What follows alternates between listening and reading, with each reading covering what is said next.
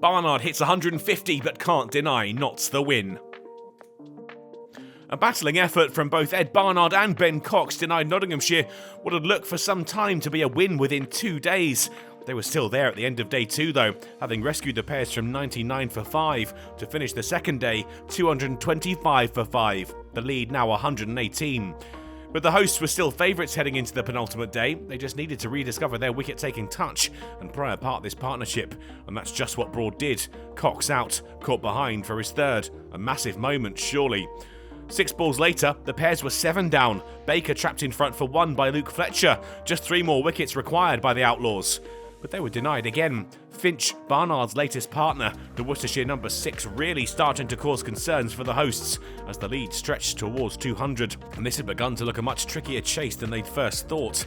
The frowns deepened, the 8th wicket worth 50 when Barnard pumped Patterson White over the leg side boundary. Confidence coursing through his veins, he took Worcestershire to 300 with this delightful shot ramped over the keeper's head.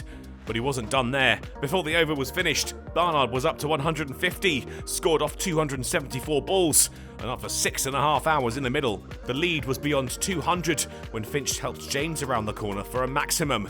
The pair had put on 79 together when Broad had Finch caught behind for 33. Notts left hoping the last 2 wickets wouldn't prove to be quite as stubborn. Morris and Barnard stayed firm though through to lunch. The score 322 for 8, the lead 215. The day really wasn't going to plan for the hosts.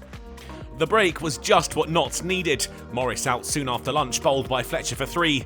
Patterson finished the innings, 10 wickets in the match for him when Pennington fed Duckett in the slips. Worcestershire all out for 339, the target for Notts 231. Ed Barnard finished unbeaten on 163 and had done incredibly well to give the pairs a sniff, the target not far off what their hosts had mustered in their first innings effort. Broad and Fletcher each finished with 4 wickets. And the chance of a Worcestershire win got a little more likely in the first over of Notts' second innings. Slater out for 2, caught by Pollock off the bowling of Morris. That brought Ben Duckett to the crease. He's in great touch so far this season and showed that once more, joining Hamid and ushering in a sense of calm to proceedings, the pair with a 50-run partnership coming from 74 deliveries. Duckett enjoyed the bowling of Josh Baker, so much so that after just 46 deliveries, he'd played his way to a 50, up to the mark, sweeping the spinner to the ropes. They were still shy of 3 figures when the pairs had their second wicket. Hamid bowled by a beauty from that man Barnard. Clarke joined Duckett in the middle, 3 figures on the board now, and the pair coasted into tea. Notts needed just 125 more to win.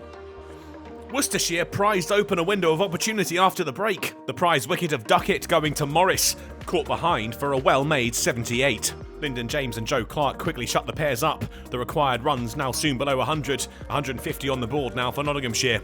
But with the finish line in sight, Notts got stuck and James had to go. Out looking to reverse Baker, he only found Barnard.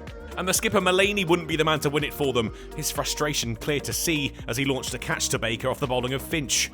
Moores wasted little time. He wanted this match done this evening, and Notts raced towards the target. Finch sent soaring for 6 to see the required runs drop to just 16.